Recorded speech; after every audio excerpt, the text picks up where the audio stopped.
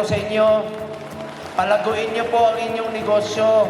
Mas masarap po ang pakiramdam pag pinaghirapan niyo po ang inyong pagninegosyo.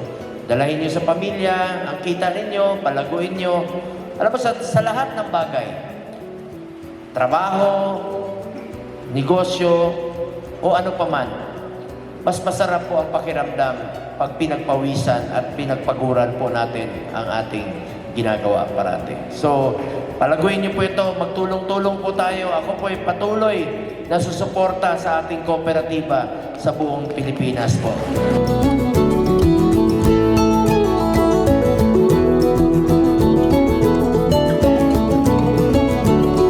Kaya po, mayroon po tayong programa ngayon, malasakit sa kooperatiba, upang suportahan ng ating senador ang inyong mga negosyo, ang inyong mga gawain, ang inyong mga cooperative activities and programs para mas lumago at tayong lahat ay umasenso.